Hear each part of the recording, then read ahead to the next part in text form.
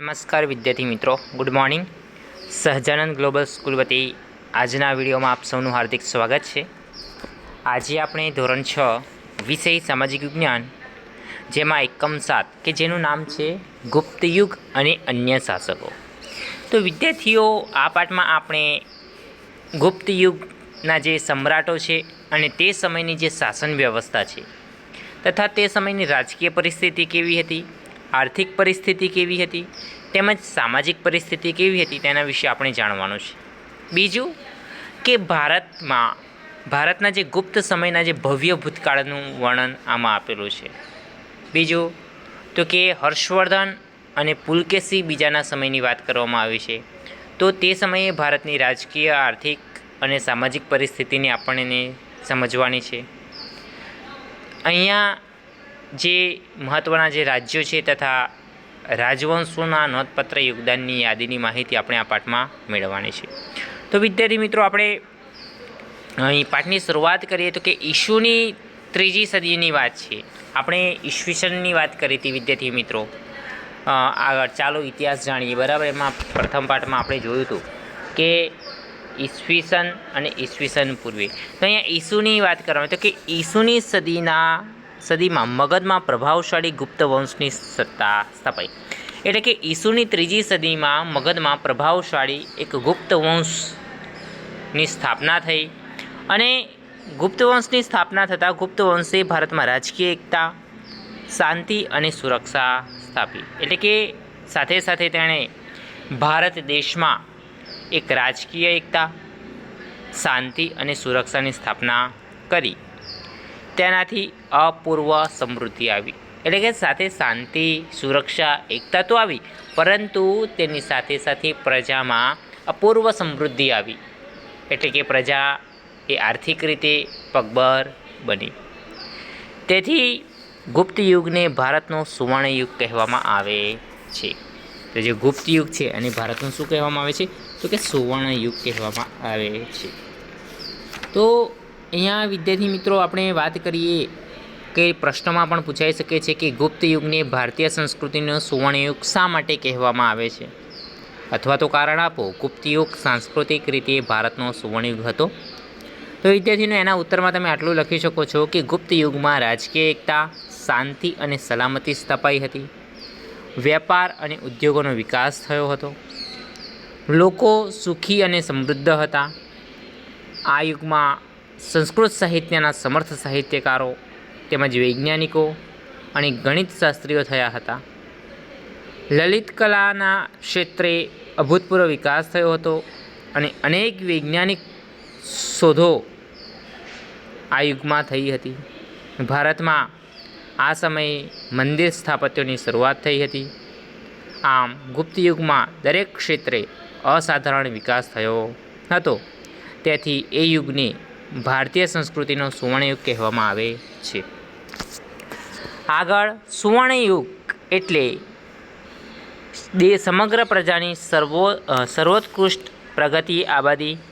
ગુપ્ત સમ્રાટોએ લોકોની શાંતિ અને સમૃદ્ધિ આપી, જેની પ્રશંસા વિદેશી મુસાફરોએ પણ કરી હતી. આમ ગુપ્ત યુગ એ સુવર્ણયુગ ઘણે અંશે ગુપ્ત સમ્રાટોનું સર્જન હતું. એટલે કે આ જે ગુપ્ત યુગને જે સર્જન થયું, એટલે કે ગુપ્ત યુગની જે સ્થાપના થઈ ગુપ્ત વંશની, એ ખરેખર જે સમ્રાટો થઈ ગયા એ સમ્રાટોનું એક મહત્ત્વપૂર્ણ સર્જન હતું. હવે તેમાં આપણે વાત કરીએ તો કે કયા કયા સમ્રાટો થઈ ગયા ગુપ્ત યુગમાં અને એના અન્ય શાસકો વિશે આપણે વાત કરી. તો સૌથી પ્રથમ છે ચંદ્રગુપ્ત પહેલો. તો વિદ્યાર્થી મિત્રો, મગધના સામ્રાજ્યમાં શ્રીગુપ્ત છે એ ગુપ્ત વંશનો સ્થાપક ગણાય છે. અહીંયા વિદ્યાર્થી મિત્રો પ્રશ્ન પૂછાય છે કે ગુપ્ત વંશનો સ્થાપક કોણ હતો? તો શ્રીગુપ્ત એ મગધમાં ગુપ્ત વંશની સ્થાપના કરી હતી. તેના પુત્રનું નામ ઘટોત્કચ ગુપ્ત હતું. એના પુત્રનું નામ છે ઘટોત્કચ. એટલે કે ઘટોત્કચ ગુપ્તના અનુગામી રાજા તરીકે ચંદ્રગુપ્ત પ્રથમ ઈસવીસન 319માં પાટલીપુત્રની ગાદીએ આવ્યો. એટલે વિદ્યાર્થી મિત્રો, આપણે આગળના પાઠમાં પણ આપણે અભ્યાસ કરી ગયા છીએ કે મૌર્ય વંશ વિશે વાત કરી હતી કે મૌર્ય વંશમાં કયા કયા રાજા થઈ ગયા. તો મૌર્ય વંશની આપણે ચંદ્રગુપ્તની વાત કરી હતી. ત્યારબાદ બિંદુસાર, બરાબર, ત્યારબાદ અશોક આ ત્રણ શાસકો વિશે આપણે વાત કરી હતી. તો ઘટોત્કચ ગુપ્તના અનુગામી રાજા તરીકે એક ચંદ્રગુપ્ત નામ છે. એ ચંદ્રગુપ્ત પ્રથમ ઈસવીસન 319માં પાટલીપુત્રની ગાદી આવે છે. તેણે શક્તિશાળી લિચ્છવી જાતિની કન્યા કુમારદેવી સાથે લગ્ન કર્યા હતા. એટલે કે ચંદ્રગુપ્ત પહેલાંના લગ્ન કોની સાથે થયા હતા? તો કે ચંદ્રગુપ્ત પહેલાંના લગ્ન વૈશાલી ગણરાજ્યની કઈ જાતિની? તો કે લિચ્છવી જાતિની રાજકન્યા જેનું નામ છે કુમારદેવી સાથે તેમના લગ્ન થયા. લિચ્છવીઓની સહાયથી તેણે મગધના રાજ્યનો વિસ્તાર કર્યો. એટલે કે ધીરે ધીરે લિચ્છવીનો મદદ લઈ, લિચ્છવી જાતિના લોકોની મદદ લઈ ધીરે ધીરે તેણે પોતાનો સામ્રાજ્યનો વિસ્તાર વધાર્યો.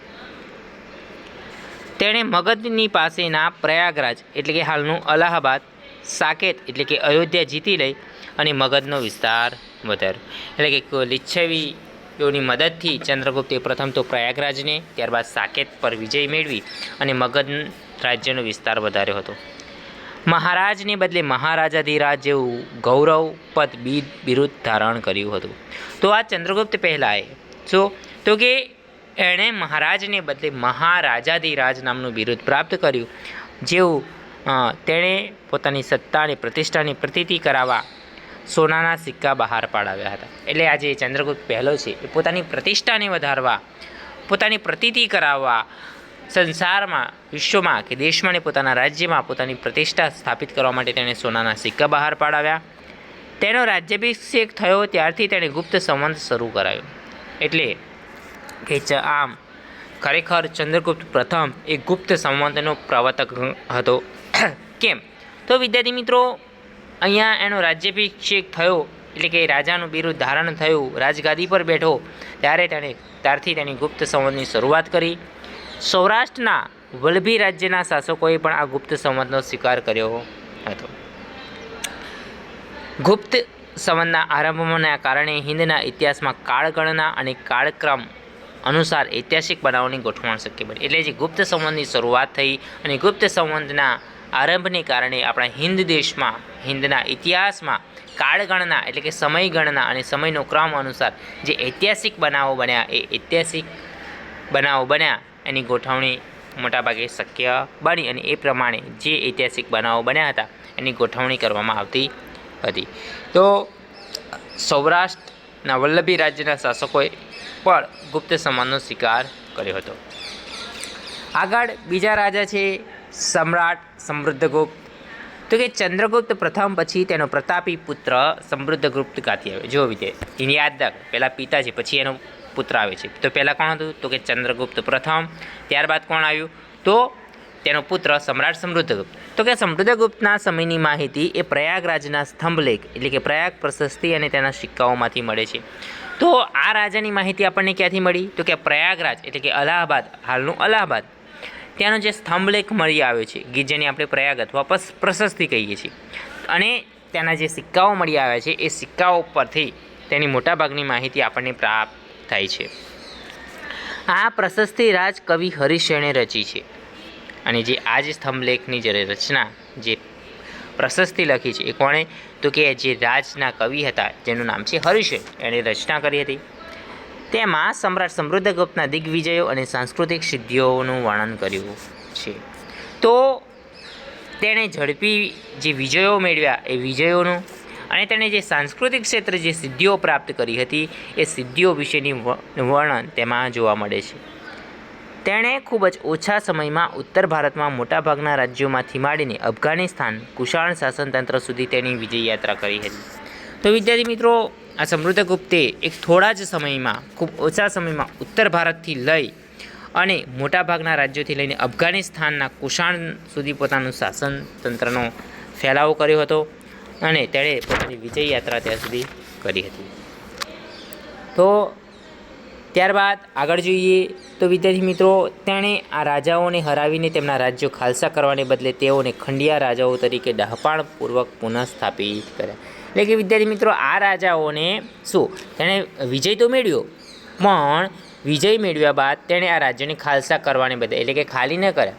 તેમના જે રાજા હતા એ રાજાને તેમાંથી કાઢી ન મૂક્યા, પરંતુ પોતાની સત્તા હેઠળ તેમણે પોતાનું ડહાપણ વાપર્યું અને પોતાની બુદ્ધિનો ઉપયોગ કરી અને તેમણે શું કર્યું? તો કે આ જ રાજાઓને ત્યાં પોતાના રાજ્યનું સંચાલન કરવા માટે ત્યાં એમણે પુનઃ તેમની સ્થાપના કરી. રાજ્યનો વહીવટ ચલાવવા રાજ્યપાલો અને અધિકારીઓની નિમણૂક કરવામાં આવી. હવે તેણે જે રાજ્ય જીત્યા છે એ રાજ્યોને પોતાના જે રાજા હારી ગયા હતા એ રાજાઓને પોતાના હસ્તકથી લીધા અને તેમણે તેનું વહીવટ અને સંચાલન કરવા માટે શું કર્યું તો કે રાજ્યપાલ અને અધિકારીઓની નિમણૂક કરવામાં આવી. સમૃદ્ધગુપ્ત એક મહાન વિજેતા અને એક સંસ્કારી સમ્રાટ હતો. તેની સાહિત્યિક સિદ્ધિઓ તથા ચારિત્ર્ય પણ નોંધપાત્ર છે. તો વિદ્યાર્થી મિત્રો, આજે સમૃદ્ધગુપ્તની વાત કરવામાં આવે તો કે સમૃદ્ધગુપ્ત એક મહાન વિજેતા પણ હતો.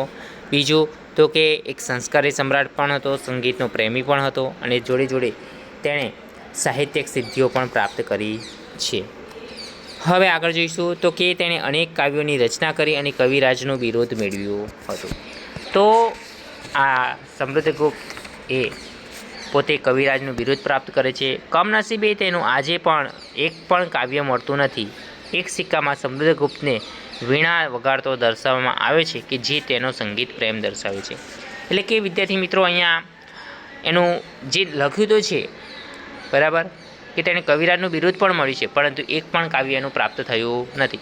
પરંતુ નસીબ જોગે સોના એક જે સિક્કો છે સિક્કામાં એને વીણા વગાડતો દર્શાવવામાં આવે છે. આથી કહી શકાય કે સમૃદ્ધગુપ્ત એ વિદ્યાપ્રેમી અને સંગીત પ્રેમી હતો. તો અહીંયા વિદ્યાર્થી મિત્રો કારણ પૂછાય કે સમૃદ્ધગુપ્ત વિદ્યાપ્રેમી અને સંગીત પ્રેમી હતો, તો એના ઉત્તરમાં તમે લખી શકો છો કે સમૃદ્ધગુપ્ત અનેક વિદ્વાનોને આશ્રય આપી ઉચ્ચ કોટીના સાહિત્યનું સર્જન કરાવ્યું હતું. તે હંમેશા વિદ્વાનોની અને વિદ્વાનો તેની મિત્રતા ઈચ્છતા હતા. તેણે અનેક કાવ્યોની રચના કરીને કવિરાજનું બિરુદ મેળવ્યું હતું. આ પરથી કહી શકાય કે તે વિદ્યાપ્રેમી હતો. સમૃદ્ધગુપ્તને તેના સિક્કાઓ પર વીણા વગાડતો દર્શાવવામાં આવે છે. આ પરથી કહી શકાય કે તે સંગીત પ્રેમી હતો. તેણે શાસનકાળ દરમિયાન અનેક મંદિરો, બૌદ્ધ વિહારો અને જૈન ઉપાશ્રયો બંધાવ્યા હતા. તેણે અશ્વમેઘ યજ્ઞ કર્યો હતો. આ સંદર્ભે તેને સિક્કાઓ પણ પડાવ્યા હતા. એટલે કે એણે પોતાના શાસનકાળ દરમિયાન શું કામ કર્યું તો કે એણે પોતાના શાસનકાળ દરમિયાન મંદિરો બંધાવ્યા, બૌદ્ધ ધર્મના વિહારો બંધાવ્યા અને ઉપાશ્રયો બંધાવ્યા હતા. આ સાથે સાથે તેણે અશ્વમેઘ યજ્ઞનું પણ આયોજન કર્યું હતું અને આના અનુસંધાને તેણે સિક્કા બહાર પાડ્યા. તેણે પોતાના દરબારના વિદ્વાનોને એકત્ર કરી અને ઉચ્ચ પ્રકારનું સાહિત્યનું સર્જન કરાવ્યું હતું. એટલે કે સમૃદ્ધગુપ્તે શું કર્યું તો કે પોતાના દરબારના જે વિદ્વાનો છે એ વિદ્વાનોને એકત્ર કર્યા અને એકત્ર કરી અને એક ઉચ્ચ પ્રકારના સાહિત્યનું સર્જન કરાવ્યું. જ્ઞાનીઓ તેની અને તે જ્ઞાનીઓની સોબત ઈચ્છતા હતા. એટલે કે જ્ઞાની લોકો છે, જ્ઞાની લોકોની મિત્રતા તેઓ ઈચ્છતા હતા. તેમણે હિન્દુ ધર્મને ખૂબ જ ઉત્તેજન આપ્યું હતું. તેણે સામાજિક રીતિ રિવાજોને સ્વીકાર્યા હતા. પ્રાચીન ભારતમાં ઇતિહાસમાં સમૃદ્ધગુપ્તનું સ્થાન વિશિષ્ટ અને નોંધપાત્ર છે અને ગુપ્ત સામ્રાજ્યની મહત્તાનો તે સર્જક છે. તો સમૃદ્ધગુપ્તની જે વાત કરવામાં આવે તો કે સમૃદ્ધગુપ્ત એ આપણા ભારતના ઇતિહાસમાં એ ખૂબ જ અનોખું સ્થાન ધરાવે છે અને એ જે સમૃદ્ધગુપ્ત એક મહાન વિજેતા પણ હતો. હવે વિદ્યાર્થી મિત્રો, આગળ આપણે પાન નંબર 35 ઉપર જઈશું. અહીંયા તમે જુઓ કે ગુપ્ત શાસનના સમયમાં જે સોનાના સિક્કા હતા એ સોનાના સિક્કા અહીંયા દર્શાવવામાં આવ્યા છે. તમે ધ્યાનથી નિહાળી શકો છો. હવે આગળ આપણે જોઈશું સમ્રાટ ચંદ્રગુપ્ત બીજો વિક્રમાદિત્ય. તો ચંદ્રગુપ્ત બીજો છે તેનું બીજું નામ શું છે તો કે એને વિક્રમાદિત્ય પણ કહેવામાં આવે છે. તો કે સૌથી પ્રથમ ચંદ્રગુપ્ત પહેલો, ત્યારબાદ કોણ આવ્યું તો કે સમૃદ્ધગુપ્ત, ત્યારબાદ સમ્રાટ ચંદ્રગુપ્ત બીજો. તો સમૃદ્ધગુપ્તનું અવસાન થયું અને તેના સ્થાને ચંદ્રગુપ્ત બીજો એ ગાદીએ આવે છે. તેણે પિતાએ વારસામાં આપેલ વિશાળ સામ્રાજ્યને સફળતાપૂર્વક સાચ્યું. એટલું જ નહીં પણ કેટલાક વિજયો મેળવી અને પોતાના સામ્રાજ્યનો વિસ્તાર પણ વધાર્યો. તો વિદ્યાર્થી મિત્રો જુઓ, ચંદ્રગુપ્ત પહેલાંનું અવસાન થાય છે અને ચંદ્રગુપ્ત પહેલાંનું અવસાન થતાં તેનો પુત્ર સમ્રાટ સમૃદ્ધગુપ્ત ગાદીએ આવે છે. તે પોતાના રાજ્યનો વિસ્તાર કરે છે. ત્યારબાદ તેનું અવસાન થાય છે અને તેનું અવસાન થતાં તેનો પુત્ર સમ્રાટ ચંદ્રગુપ્ત બીજો એટલે કે વિક્રમાદિત્ય આવે છે. તો એ પણ અનેક વિજયો મેળવી અને શું કરે છે તો કે પોતાના સામ્રાજ્યનો વિસ્તાર કરે છે. ચંદ્રગુપ્ત બીજો એ ગુપ્ત વંશનો સૌથી પ્રતિભાશાળી શાસક ગણવામાં આવે છે. એટલે કે ગુપ્ત વંશનો સૌથી પ્રતિભાશાળી શાસક એટલે કે વિક્રમાદિત્ય ચંદ્રગુપ્ત બીજાને માનવામાં આવે છે. તેના સામ્રાજ્યની સરહદો શક રાજ્ય સુધી વિસ્તરેલી હતી. તેણે ગુજરાત ઉપર હુમલો કરી અને શક સત્રપ વંશના રાજ્યનો અંત આણ્યો. આ વિજયની યાદમાં સકારી બિરુદ ધારણ કરી તે વિક્રમાદિત્ય પણ કહેવાયો. તો વિદ્યાર્થી મિત્રો, અહીંયા તમે જોઈ શકો છો કે તેણે ગુજરાત રાજ્ય ઉપર હુમલો કરી અને શું તો કે શક અને સત્રપ વંશની જે રાજ્ય ચાલતું હતું તેને રાજ્યનો અંત લાવે છે. અને આ સાથે સાથે તેની યાદમાં તે શું તો કે આ વિજયની યાદમાં તેણે સકારીનું બિરુદ ધારણ કરે છે અને સાથે સાથે તે વિક્રમાદિત્ય પણ કહેવાય છે. તેણે 300 વર્ષથી પગદંડો જમાવીને બેઠેલા શક સત્રપને હાંકી કાઢવા માટે શક્તિશાળી રાજ્ય સાથે લગ્ન સંબંધો બાંધી તેમની મદદથી પોતાનું સૈન્ય બળ વધે. એટલે વિદ્યાર્થી મિત્રો, આ જે શક સત્રપના વંશના લોકો જે હતા, જે શાસન કરતા હતા, કેટલા તો કે છેલ્લા 300 વર્ષથી તેમણે પગદંડ એટલે કે પોતાની જગ્યા જમાવીને બેઠા હતા. તેમણે હાંકી કાઢવા, એમને હરાવવા માટે શું કર્યું તો કે શક્તિશાળી રાજ્ય જોડે પોતાના લગ્ન સંબંધ બાંધ્યા અને તેમની મદદથી, તેમના સૈન્યબળની મદદથી આમને હરાવ્યા. આ લગ્ન સંબંધો તેણે પોતાના સામ્રાજ્યના વિસ્તારમાં અને દુશ્મનોની મહાત કરવામાં ખૂબ ઉપયોગી થયા. એટલે કે એણે જે રાજ્યની રાજકુમારી સાથે લગ્ન કર્યા, તો એ લગ્ન સંબંધોનું મુખ્ય કારણ શું હતું તો કે પોતાના દુશ્મનોને હરાવવા અને પોતાના સામ્રાજ્યનો વિસ્તાર કરવો. આ એનું મુખ્ય કારણ હતું. તેણે જીતેલા નવો પ્રદેશ એ ઘણો અગત્યનો હતો. ગુજરાત અને સૌરાષ્ટ્રના જે સમૃદ્ધ પ્રદેશો છે, જેમાં ભૃગુ કચ્છ એટલે કે હાલનું ભરૂચ, સ્તંભ તીર્થ એટલે કે હાલનું ખંભાતમાં ધીકતા જે બંદરો છે એ ગુપ્ત સામ્રાજ્યને પ્રાપ્ત થયા.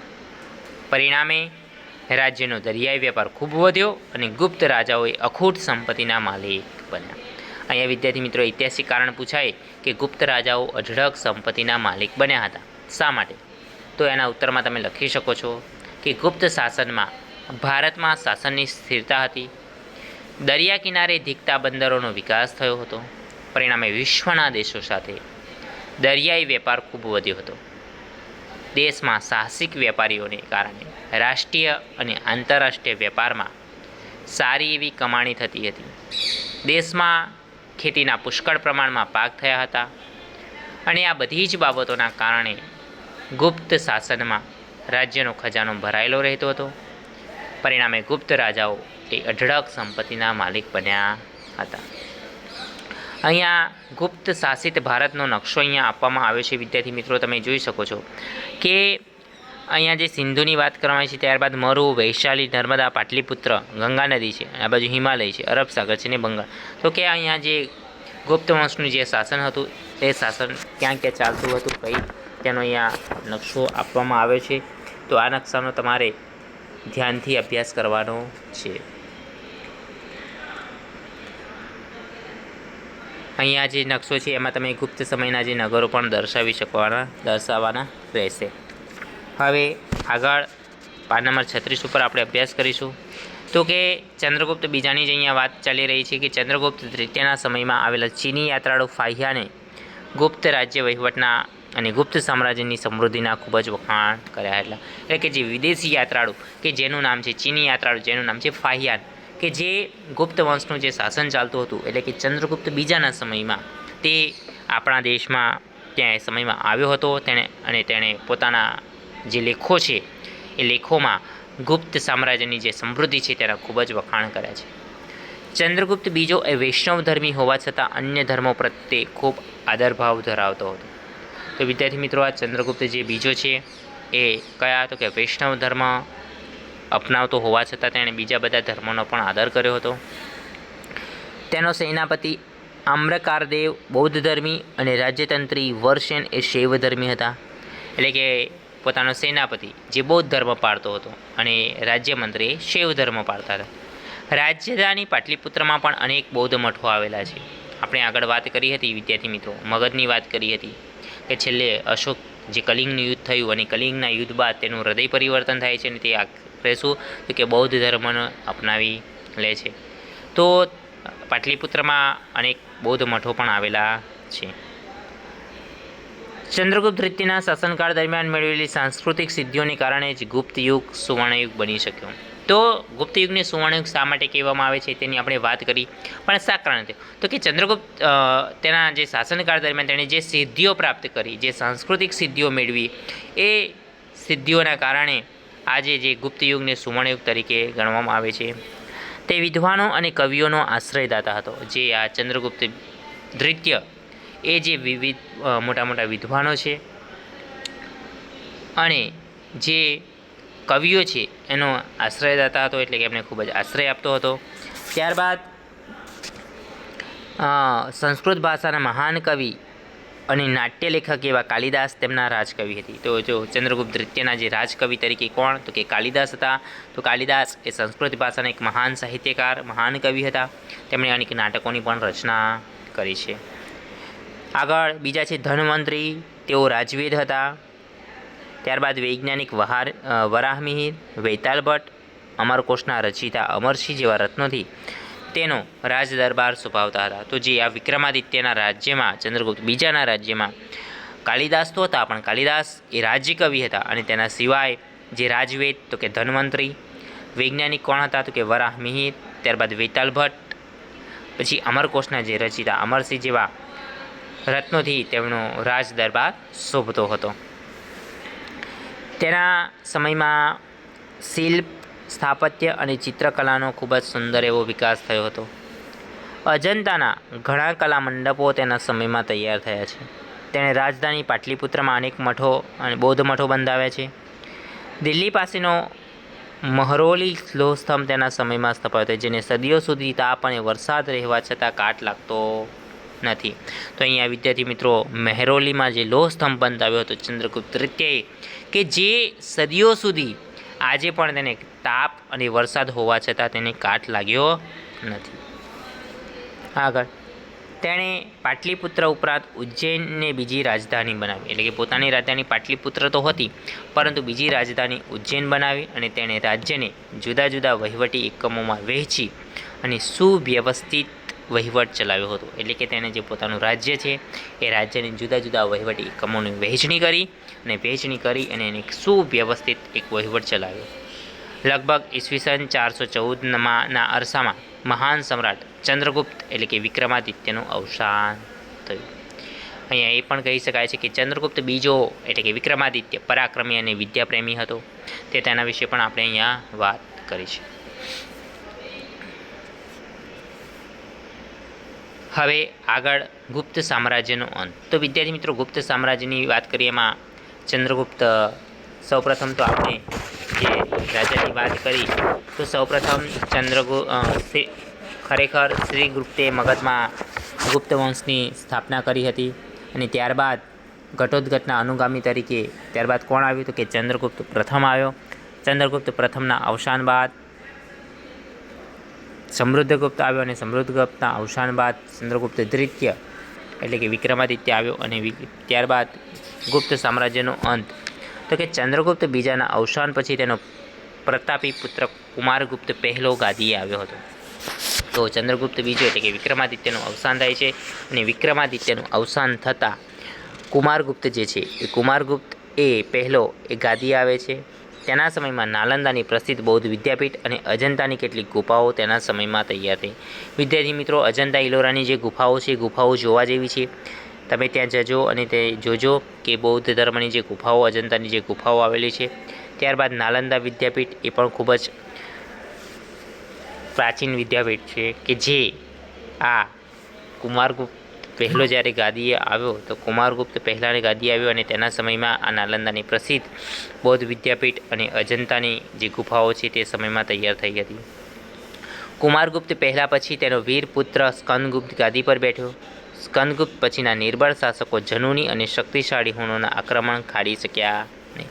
એટલે કે ત્યારબાદ સ્કંદગુપ્ત પછી કોણ આવ્યું, તો કે તેના પછી જે નિર્બળ શાસકો કે જેનામાં તાકાત નથી, કોઈની સામે લડવાની શક્તિ ન હતી, તો આના કારણે જે શક્તિશાળી હુણોએ જે આક્રમણ કર્યું એ આક્રમણને પોતે ઝીલી શક્યા નહીં અને તેમની સામે તેમનું શું થાય છે, પરાજય થાય છે. અને અંતે ગુપ્ત સામ્રાજ્ય છીનભીન થઈ જાય છે ઈસવીસન 550માં. તો અહીંયા 550માં ગુપ્ત સામ્રાજ્યનો અંત થાય છે.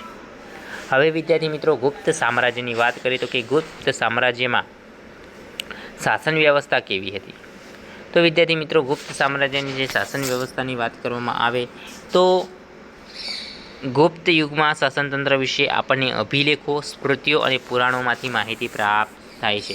હવે એમાંથી જે માહિતી પ્રાપ્ત થાય છે એ માહિતી પ્રમાણે ગુપ્ત યુગનો શાસન વ્યવસ્થા કેવી હતી તેના વિશે આપણે માહિતી લઈશું.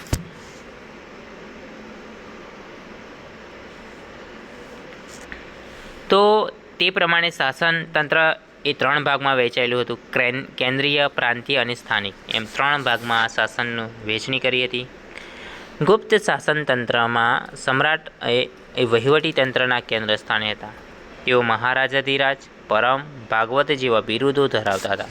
એટલે કે ગુપ્ત શાસન તંત્રમાં, વહીવટી તંત્રમાં કોણ કેન્દ્ર સ્થાને? તો કે સમ્રાટ જે હતા એ સમ્રાટ વહીવટી તંત્રના કેન્દ્ર સ્થાનમાં હતા. તેમને મહારાજાધિરાજ અથવા તો પરમ, ભાગવત જેવા બિરુદો ધરાવતા હતા. અહીંયા વિદ્યાર્થી મિત્રો જાણવા જેવું આપ્યું છે કે વહીવટી તંત્રમાં જે મુખ્ય જે સેનાપતિ હતા એમાં મહાબલાધિકૃત, વિદેશ મંત્રી, મહાસંધિ વિગ્રહક, મહેલો અને દ્વારોના રક્ષકોના વડા કે જેને મહાપ્રતિહાર કહેવામાં આવતું હતું. ત્યારબાદ મહાઅશ્વપતિ કે જે ઘોડે સવાર સેનાના વડા હતા. બીજું હાથીની સેનાના વડાને શું કહેવાતું હતું? તો કે પીલુપતિ. તો આ રીતે જે વિવિધ પ્રકારના જે વહીવટી તંત્ર માટે જે માણસોની જે નિમણૂક કરવામાં આવી હતી તેમને આ પ્રકારના નામ આપવામાં આવ્યા હતા. બીજું તો કે રાજ્યના દસ્તાવેજો સાચવવા માટે પુસ્તપાલની નિમણૂક કરવામાં આવી હતી. આગળ પ્રાંતના વડા તરીકે મોટે ભાગે રાજકુમારને મૂકવામાં આવતો. જે પ્રાંત છે એ પ્રાંતનો જે વડો છે, જે રાજ્યનો જે એક વિસ્તાર છે, ભાગ છે એનો પ્રાંત કહેવાય. તો કે પ્રાંતનો જે વડો છે એ વડા તરીકે કોને? તો કે રાજકુમારની નિમણૂક કરવામાં આવતી હતી. કુમારામાત્ય અને આયુક્ત પ્રાંતના મુખ્ય ભૂમિકા ભજવતા અને પ્રાંતને ભુક્તિ પણ કહેવામાં આવતું હતું, જેના વડા તેના પ્રાદેશિક હતા. પ્રાંતને જિલ્લામાં વહેંચવામાં આવતું હતું અને જિલ્લાને વિષય કહેવામાં આવતું હતું. જે પ્રાંત છે એટલે કે રાજ્યનો એક ભાગ છે તેને જિલ્લામાં વહેંચણી કરવામાં આવતી હતી અને જિલ્લાની વહેંચણીમાં બાદ તેને જિલ્લાને શું? તો કે વિષય કહેવામાં આવતો હતો. ગ્રામ્ય કક્ષાએ સમિતિ બનાવવામાં આવતી હતી જેમાં વડીલો, ગામના મુખી અને અગત્યના વયસ્ક નાગરિકોનો સમાવેશ પણ તેમાં કરવામાં આવતો હતો. તો કે આ ગુપ્ત યુગની જે શાસન વ્યવસ્થા છે એ શાસન વ્યવસ્થામાં ગામના જે વડીલો છે, ગામના મુખી અને અગત્યના વયસ્ક એટલે કે મોટી ઉંમરના નાગરિકોનો પણ સમાવેશ તેમાં કરવામાં આવતો હતો. હવે આગળ જોઈએ કે ગુપ્ત યુગની આર્થિક સ્થિતિ કેવી હતી, આર્થિક રીતે કેવા હતા. તો કે ગુપ્ત યુગની આર્થિક સ્થિતિની જો વાત કરવામાં આવે તો કે ગુપ્ત યુગની આર્થિક પરિસ્થિતિમાં ગુપ્ત યુગ એ ભારતનો એક સુવર્ણયુગ હતો.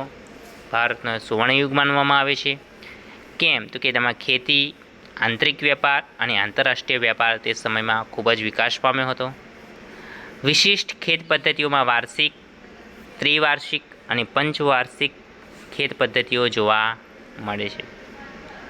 તો કે ઉત્તર ભારતની વાત કરવામાં આવે તો કે ઉત્તર ભારતમાં ઘઉં, ચોખા, ગાંધારમાં શેરડી, કાશ્મીરમાં દ્રાક્ષ અને કેસર, કામરૂપમાં નાળિયેર થતા હતા. તો આ તે સમયની આર્થિક સ્થિતિની વાત છે. તો જે ખેતી પદ્ધતિઓને છે એ વાર્ષિક, ત્રિવાર્ષિક, પંચવાર્ષિક ખેત પદ્ધતિઓમાં સમાવેશ કરવામાં આવ્યો હતો.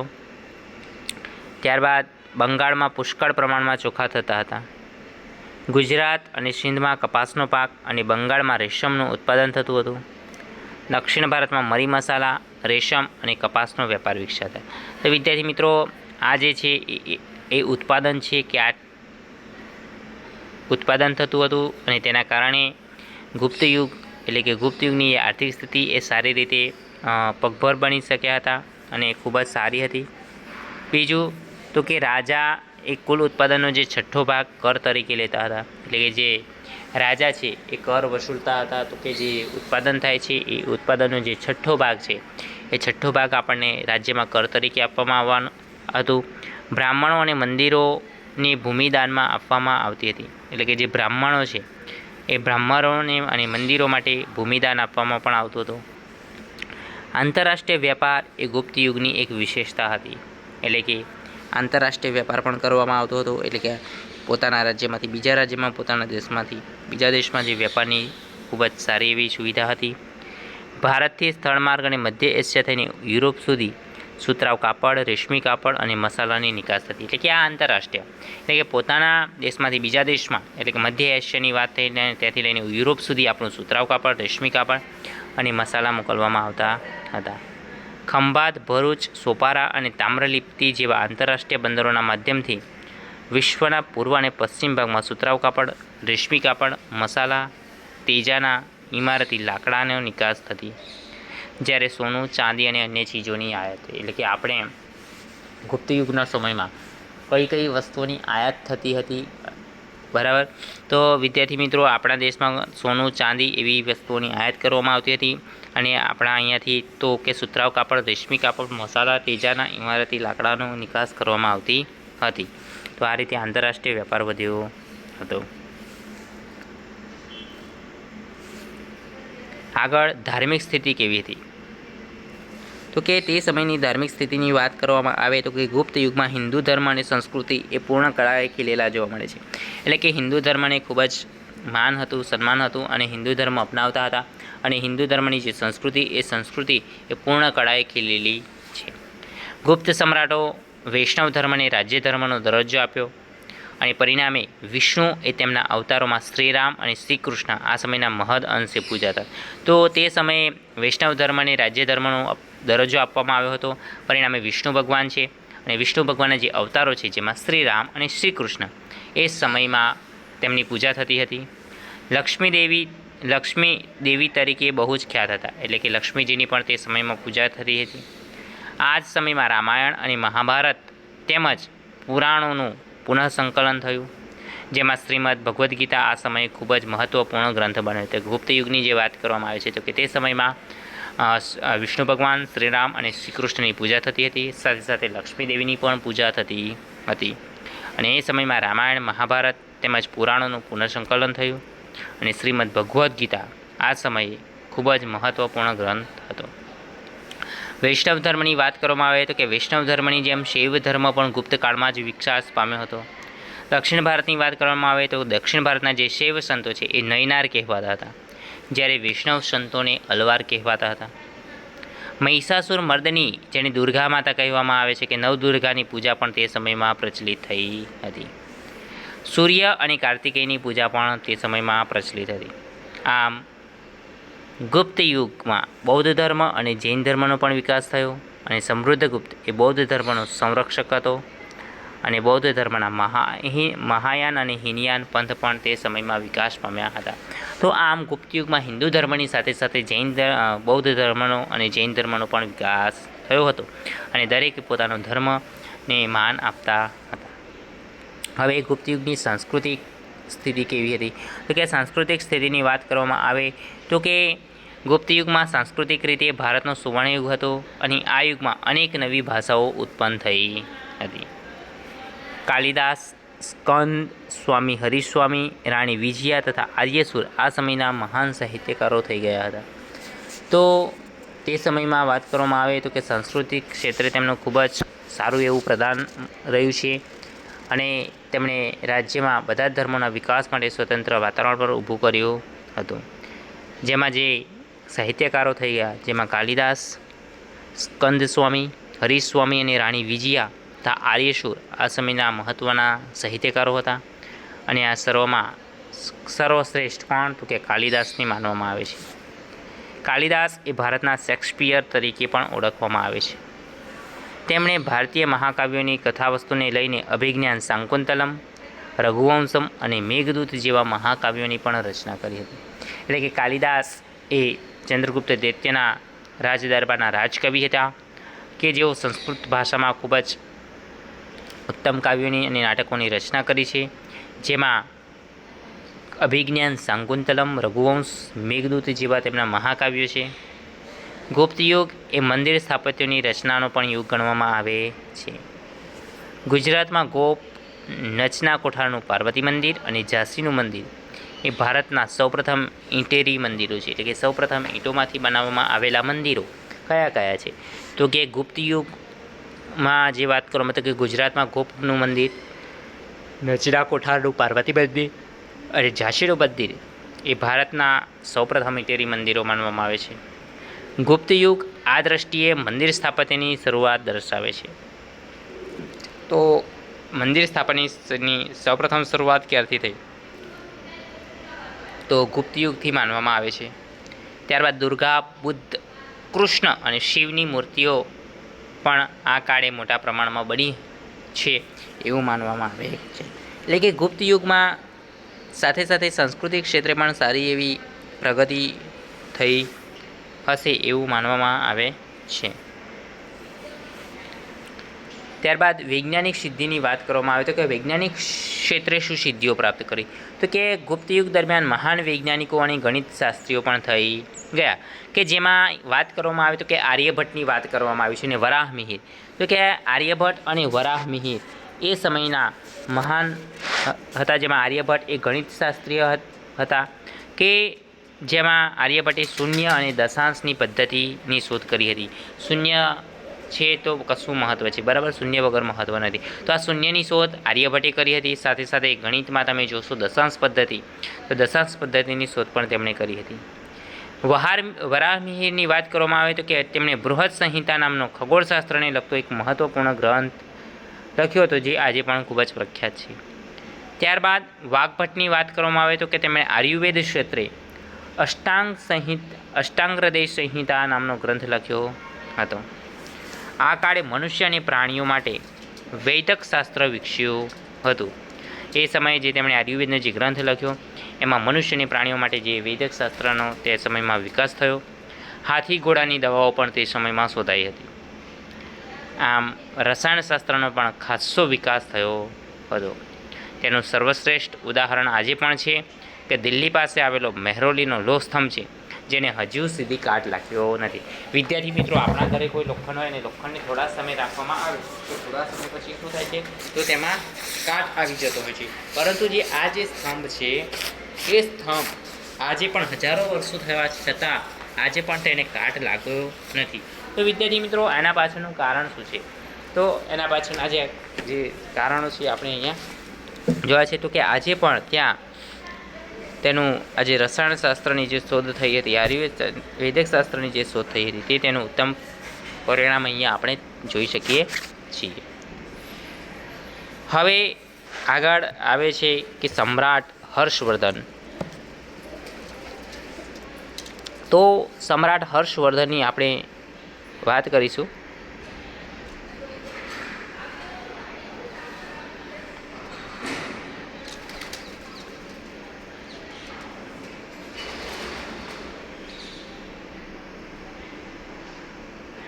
તો સમ્રાટ હર્ષવર્ધનની જે વાત કરવામાં આવે છે તો કે સમ્રાટ હર્ષવર્ધન, તો કે ગુપ્ત યુગ પછી પ્રાચીન ભારતના મહત્વપૂર્ણ રાજ્યોમાં સમ્રાટ હર્ષવર્ધનનું રાજ્ય ગણાય છે. એટલે કે ગુપ્ત યુગ પછીની વાત છે. જ્યારે ગુપ્ત યુગ પૂર્ણ થતાં ગુપ્ત યુગ પછી પ્રાચીન ભારતમાં એક મહત્વપૂર્ણ રાજ્યમાં જે હર્ષવર્ધન છે એ હર્ષવર્ધનનું રાજ્ય ગણાય છે. તેઓ થાણેશ્વરના પુષ્યભૂતિ વંશના હતા. એટલે કે થાણેશ્વરમાં જે પુષ્યભૂતિ વંશ છે એ વંશમાં થઈ ગયા હતા. પ્રભાકર વર્ધનના પુત્ર રાજ્યવર્ધન અને હર્ષવર્ધન હતા. જે પ્રભાકર વર્ધન નામના જે રાજા હતા એ રાજાના 2 પુત્રો હતા, જેમાં એકનું નામ છે રાજ્યવર્ધન અને બીજાનું નામ છે હર્ષવર્ધન. જ્યારે તેમની પુત્રી રાજ્યશ્રી હતી. શું હતું? જો પ્રભાકર વર્ધનના 2 પુત્ર અને એક પુત્રી, જેમાં એક છે પુત્ર રાજ્યવર્ધન અને હર્ષવર્ધન, જ્યારે તેમની પુત્રીનું નામ છે રાજ્યશ્રી. હવે આગળ શું? તો કે રાજ્યશ્રી એક કનોજના રાજા ધ્રુવ વર્માને પરણી હતી. એટલે કે જે પ્રભાકર વર્ધનની જે પુત્રી છે જેનું નામ છે રાજ્યશ્રી, જે કોને પરણી હતી? તો તેને લગ્ન એ રાજા ધ્રુવ વર્મા સાથે થયું હતું. ગોંડ રાજવી સસાક અને માલવ રાજે રાજ્યશ્રીનું અપહરણ કરી અને રાજ્ય પર આક્રમણ કરતાં મોટી કટોકટી ઊભી થઈ. એટલે કે ગોંડ રાજવી, જેનું નામ છે સસાક અને બીજાનું નામ છે માલવરાજ, આ બંને શું કર્યું? તો કે પ્રભાકર વર્ધનની પુત્રી અને ધ્રુવ વર્માની પત્ની, જેનું નામ છે રાજ્યશ્રી, જેનું શું કરે છે? અપહરણ કરે છે. અને અપહરણ કરતાં રાજ્ય પર શું થયું? તો કે આક્રમણ કર્યું અને કટોકટી ઊભી થઈ. આમાં શું થયું? તો કે રાજ્યવર્ધનનું મૃત્યુ રાજ્યશ્રીને બચાવવા જતાં થયું. એટલે કે જે રાજ્યવર્ધન છે એ રાજ્યવર્ધનનું પોતાની બહેનને બચાવવા જતાં શું થાય છે? મૃત્યુ થાય છે. આવી કટોકટીભરી પરિસ્થિતિમાં ઈસવીસન 606માં સમ્રાટ હર્ષે રાજ્યારોહણ કર્યું અને તેણે પોતાની રાજ્યશ્રીને બચાવ્યું. ત્યારબાદ શું કરે છે? 606માં સમ્રાટ હર્ષવર્ધનની વાત છે. તો તેણે પોતે રાજ્યની ગાદીએ આવી અને પછી ત્યારબાદ શું કરે છે? તો કે પોતાની બહેનને બચાવે છે. એટલું જ નહીં, રાજ્યશ્રીને જે રાજ્ય કનોજ અને થાનેશ્વર એમ બંને રાજ્યો પર પોતાનું શાસન શરૂ કર્યું. એટલું જ નહીં, સાથે સાથે પોતાની બહેન રાજ્યશ્રીનું જે રાજ્ય હતું કે જેનું નામ છે કનોજ અને બીજું છે થાનેશ્વર, આ બંને રાજ્યો પર હર્ષવર્ધને પોતાનું યોગ્ય રીતે શાસનની શરૂઆત કરી. હર્ષવર્ધન એ પ્રાચીન ભારતના મહાન સમ્રાટ હતા. એટલે પ્રાચીન ભારતની વાત કરવામાં આવે તો કે પ્રાચીન ભારતમાં છેલ્લા અનેક મહાન સમ્રાટ હર્ષવર્ધન થઈ ગયા. તેમણે મગધ, ઓડિશા, સારસ્વત, ગોંડ, મિથિલા સુધી પોતાનું સામ્રાજ્ય ફેલાવ્યું હતું. તેના સમકાલીન રાજ્યોમાં વલ્લભીના મૈત્રક રાજા ધ્રુવસેન તેના જમાઈ હતા. સમકાલીન એટલે કે એક જ સમયમાં થઈ ગયેલા રાજ્યોમાં વલ્લભીના મૈત્રક રાજા કે જેનું નામ છે ધ્રુવસેન એ હર્ષવર્ધનના જમાઈ હતા. દખ્ખણમાં પુલકેશી બીજો એ શક્તિશાળી રાજા હતો. હર્ષવર્ધન અને પુલકેશી વચ્ચે થયેલા નર્મદાના યુદ્ધમાં સમ્રાટ હર્ષનો પરાજય થાય છે અને હર્ષ મોટેભાગે નર્મદાથી ઉત્તરના શક્તિશાળી રાજા ગણાતો હતો. એટલે કે છેલ્લે લાસ્ટમાં હર્ષવર્ધનનું પુલકેશી બીજા સાથે યુદ્ધ થયું. ક્યાં? તો કે નર્મદા નદીના કિનારે. એ યુદ્ધમાં શું થાય છે? તો કે સમ્રાટ હર્ષવર્ધનનો પરાજય થાય છે. તો સમ્રાટ હર્ષવર્ધનનો પરાજય થાય છે અને પરાજય થાય છે એટલે કે ત્યારબાદ શું? તો કે ત્યારબાદ જે મોટાભાગે નર્મદાથી ઉત્તરની વચ્ચે એટલે નર્મદાથી ઉત્તરના જે શક્તિશાળી રાજ્યો તે ગણાતા હતા. સમ્રાટ હર્ષનું સાંસ્કૃતિક પ્રદાન ખૂબ જ અગત્યનું રહ્યું છે. તેના સમયમાં મહાન ચીની યાત્રાળુ હ્યુએન સ્વાંગ આવ્યા હતા. તેઓ તેમના રાજદરબારમાં પણ રહ્યા હતા. તો સમ્રાટ હર્ષવર્ધનના સમયમાં મહાન ચીની યાત્રાળુ જેનું નામ છે હ્યુએન સાંગ, જે તે સમયમાં ભારતમાં આવ્યા હતા અને તેમના રાજદરબારમાં રોકાયા હતા. હર્ષ એ શૈવ ભક્ત હતા અને પછીથી બૌદ્ધ ધર્મના મહાન અનુયાયી બન્યા. શૈવ ધર્મ તો હતા, પછીથી તેઓ શું થયા? તો કે પાછળથી તેઓ બૌદ્ધ ધર્મના અનુયાયી બન્યા. તેમણે કનોજમાં હ્યુએન સ્વાંગના અધ્યક્ષપદે એક ધર્મ પરિષદનું આયોજન કર્યું હતું અને આ સમયમાં હર્ષવર્ધને બુદ્ધની જે પ્રતિમા છે એ બુદ્ધની પ્રતિમાને હાથીની અંબાણી પર મૂકી તેની પૂજા કરાવી હતી અને તેની સ્થાપના કરી હતી. મહાયાન અને હીનયાન સંપ્રદાયો વિશે આ પરિષદમાં ખૂબ જ વિચારણા થઈ હતી. સમ્રાટ હર્ષવર્ધનની વાત કરવામાં આવે તો કે સમ્રાટ હર્ષવર્ધન સાહિત્ય, કલા અને વિદ્યા પ્રત્યે ખૂબ જ અનુરાગ હતો. એટલે કે સાહિત્ય, વિદ્યા પ્રત્યે તેને ખૂબ જ પ્રેમ હતો. તેના દરબારમાં જે કવિઓ હતા એમાં મહાન કવિ બાણભટ્ટ તેમની સાથે સંકળાયેલા છે, જેમણે બાણભટ્ટે હર્ષચરિત અને કાદંબરી જેવા સંસ્કૃત સાહિત્યના એક મહાન ગ્રંથો પણ તેમણે લખ્યા છે. મયુરભટ્ટ અને કવિ જયસેન એ સમ્રાટ હર્ષના સમયના મહાન કવિઓ હતા. એટલે કે સમ્રાટ હર્ષવર્ધનના સમયમાં જે કવિઓ થઈ ગયા જેમાં મયુરભટ્ટ અને કવિ જયસેન એ તે સમયના મહાન કવિઓ માનવામાં આવે છે. સમ્રાટ હર્ષ પોતે પણ ઉચ્ચ કોટીના સાહિત્યકાર હતા. સમ્રાટ હર્ષવર્ધનની પ્રિયદર્શિકા અને રત્નાવલી નામના 2 નાટકોની રચના કરી હતી. સાથે સાથે ભગવાન બુદ્ધની જે જાતક કથાઓ ઉપરથી નાગાનંદ નામનું એક વિશિષ્ટ નાટક પણ તેમણે લખ્યું. એટલે કે ભગવાન બુદ્ધની જે જાતક કથાઓ છે એ કથાઓ પરથી તેમણે નાગાનંદ નામનું એક વિશિષ્ટ નાટકની રચના કરી હતી. હર્ષ અન્ય દેશો સાથે મૈત્રી સંબંધો બંધાવ્યા હતા અને તેણે પોતાના દૂત મંડળને ચીનમાં પણ મોકલ્યા હતા. તે જ રીતે ચીનથી ભારતમાં ચીનના દૂત મંડળે મુલાકાત પણ લીધી હતી. આ દ્રષ્ટિએ સમ્રાટ હર્ષ એક ઉચ્ચ કોટીના શાસક, વિજેતા, વહીવટીકર્તા અને સાહિત્યકાર હતા. સમ્રાટ હર્ષવર્ધને નાલંદા વિદ્યાપીઠને નિભાવવા માટે ચલાવવા માટે 100 ગામ ભેટમાં આપ્યા હતા. તો વિદ્યાર્થી મિત્રો, આ થઈ સમ્રાટ હર્ષવર્ધનની વાત. ત્યારબાદ પુલકેશી બીજો, તો કે સમ્રાટ હર્ષનો જે સમકાલીન ગણાય છે કે જેમણે સમ્રાટ હર્ષવર્ધનને હરાવ્યા હતા એવા રાજા પુલકેશી બીજો હતો. કે સમ્રાટ હર્ષના સમકાલીન રાજામાં સૌથી શક્તિશાળી જે રાજા હતો ચાલુક્ય વંશનો રાજા કે જેનું નામ હતું પુલકેશી બીજો. તો તેમણે મહારાષ્ટ્રમાં શાસકો પાસેથી સત્તા આંચકી અને એક રાજ્ય સ્થાપ્યું. અને પુલકેશી બીજાએ કેટલા વર્ષ? તો કે 40 વર્ષ જેટલા લાંબા સમય સુધી શાસન કર્યું હતું. તો સમ્રાટ હર્ષને પણ તેમણે હરાવ્યો હતો અને તે એક મહાન વિજેતા હતો. તેણે દક્ષિણ ભારતમાં કદંબો, મહેશ્વરના ગંગો, કોકણના મૌર્યોને હરાવી અને એક દક્ષિણ પંથના સ્વામી તરીકેનું બિરુદ પુલકેશી બીજાએ ધારણ કર્યું. મ્લાટ, માલવ અને ગુર્જરોને પણ તેણે હરાવ્યા હતા. કર્ણાટક, મહારાષ્ટ્ર અને કોંકણ એ સમગ્ર વિસ્તારનો આ પુલકેશી બીજો શું હતો? તો કે સ્વામી હતો. આમ હર્ષની જેમ તેણે પણ અન્ય દેશો સાથેના સંબંધો વિકસાવ્યા હતા. તેણે ઈરાનમાં પોતાના એક રાજદૂતને મોકલ્યો હતો અને ઈરાનના શહેનશાહ ખુસરો બીજા પણ તેના મિત્ર હતા. આ થઈ પુલકેશી બીજાની વાત. હવે વિદ્યાર્થી મિત્રો, અન્ય રાજ્યોની વાત કરવામાં આવે તો કે અન્ય રાજ્યોમાં આ સમયે અન્ય રાજ્યોમાં કાંચીના પલ્લવો, રાજસ્થાનના ગુર્જર પ્રતિહારો, વલ્લભીના મૈત્રકો, દક્ષિણ ગુજરાતમાં ગુર્જરો, કાશ્મીરના કરકોટકો વગેરેનો સમાવેશ થાય છે. કાંચીના પલ્લવો એ સ્થાપત્ય અને કલાને લીધે ખૂબ જ પ્રખ્યાત થયા હતા. તેમણે બ્રહ્મા, વિષ્ણુ અને મહેશની અનેક મૂર્તિઓ શિલાઓમાં કંડારી અને મંદિરો બંધાવ્યા હતા. મહાબલીપુરમના સમૃદ્ધ તટી રથ મંદિરો બાંધનારા પલ્લવોએ ભારતની સાંસ્કૃતિક સમૃદ્ધિમાં વધારો કર્યો છે. કાંજીવરમમાં તેમણે બંધાવેલું કૈલાસનાથ મંદિર તે સમયનું શ્રેષ્ઠ મંદિર ગણાવી શકાય છે. તો વિદ્યાર્થી મિત્રો, અહીંયા આપણા પાઠ 7 કે જેનું નામ છે ગુપ્ત યુગ અને અન્ય શાસકો, કે જેની અહીંયા આપણે ખૂબ જ સારી રીતે વાત કરી છે અને સમજ્યા છીએ. તો ઈસુની 3જી સદીથી લઈને જે મગધમાં પ્રભાવશાળી ગુપ્ત વંશની સ્થાપના થઈ અને ગુપ્ત વંશની સ્થાપના થઈ ત્યારબાદ જે ગુપ્ત વંશના જે મગધમાં જે ગુપ્ત વંશની સ્થાપના કરી સિંહગુપ્ત, અને સિંહગુપ્ત બાદ જે ઘટોત્કચના અનુગામી તરીકે ઈસવીસન 319માં સમ્રાટ ચંદ્રગુપ્ત પ્રથમ ગાદી આવ્યો છે. ત્યારબાદ સમૃદ્ધગુપ્ત ગાદી આવે છે. ત્યારબાદ ચંદ્રગુપ્ત દ્વિતીય એટલે કે વિક્રમાદિત્ય ગાદી આવે છે. ત્યારબાદ એમ તેમના વંશજો વારાફરતી પોતાનું શાસન સંભાળે છે.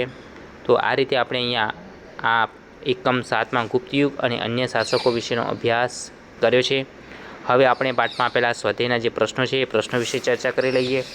તો પ્રશ્ન 1 છે, નીચે આપેલા પ્રશ્નોના વિકલ્પોમાંથી યોગ્ય વિકલ્પ પસંદ કરી અને ઉત્તર લખો. તો સૌથી પ્રથમ છે ગુપ્ત વંશનો સ્થાપક કોણ હતો? તો વિદ્યાર્થી મિત્રો, આનો જવાબ આવશે એ શ્રીગુપ્ત.